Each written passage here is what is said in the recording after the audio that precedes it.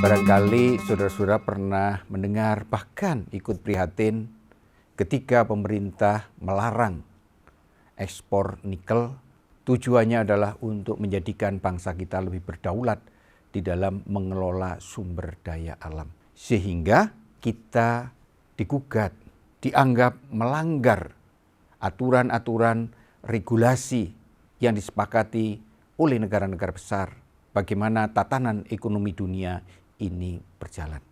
Saudara-saudara sebangsa dan setanah air, ini menunjukkan kepada kita bahwa walaupun pasca Perang Dunia ada istilah dekolonisasi, yaitu tidak ada lagi proses penjajahan sebuah bangsa terhadap bangsa yang lain, tapi faktanya di dalam proses relasi, proses interaksi, kerjasama antar negara selalu ada upaya untuk membuat negara yang satu lebih dominan dibanding negara yang lain.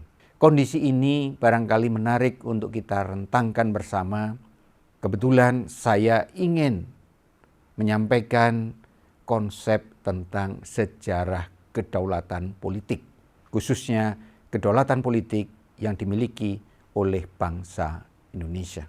Mungkin saudara-saudara masih ingat ketika terjadi perang antara Inggris dengan Belanda, maka wilayah Indonesia diambil alih oleh Inggris. Kemudian Inggris menjadikan Indonesia sebagai jajahannya.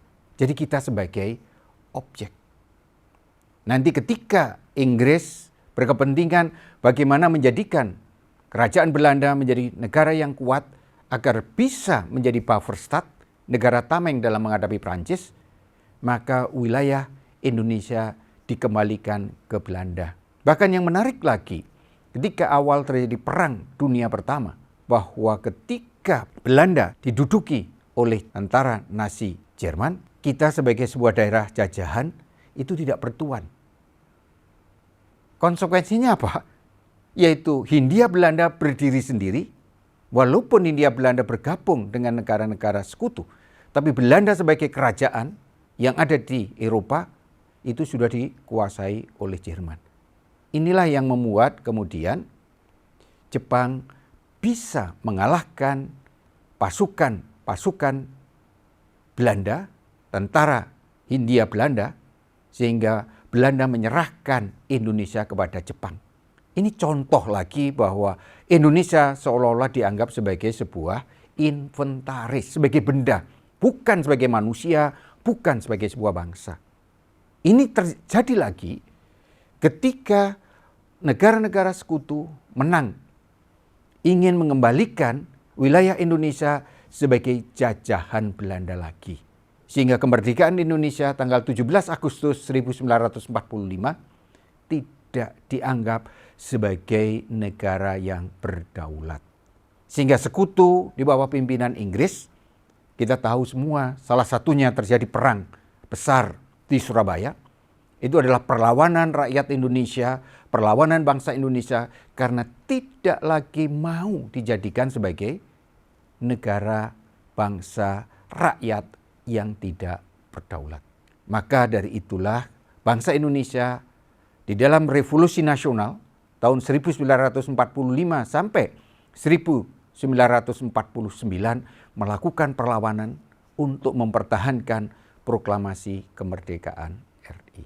Yang menarik adalah bahwa perebutan, perjuangan membangun kedaulatan bukan sesuatu yang mudah bagaikan membalik tangan. Tapi di dalam tatanan kemerdekaan itulah kita banyak menghadapi tantangan yang luar biasa. Yang pertama adalah tantangan membangun nation and karakter. Jadi bagaimana membangun karakter bangsa kita sebagai bangsa yang berdaulat. Sekaligus secara struktural bagaimana kebijakan negara lebih mementingkan kepentingan bangsa dan negara di dalam pergaulan internasional. Tidak harus kita bicara kedaulatan dalam tataran negara yang sangat besar, tapi kita sebagai rakyat, sebagai murid, sebagai mahasiswa bisa membangun kedaulatan dari diri sendiri kita, dari praktek keseharian kita. Inilah kedaulatan yang saya sebut sebagai otonomi diri atau kedaulatan diri. Kedaulatan diri bisa dimulai dari cara berpikir kita, cara makan kita, minum kita. Karena seringkali banyak orang, banyak warga Indonesia yang tidak sadar lidahnya sudah tidak berdaulat karena lidahnya sudah terbiasa makanan-makanan yang selama ini ia nikmati. Tidak peduli makanan ini produk bangsa asing atau bahkan makanan ini menyehatkan tubuh kita keseluruhan atau hanya enak di lidah tapi tidak higienis, tidak sehat untuk keseluruhan tubuh kita. Inilah pentingnya pendidikan mengajak orang untuk berpikir.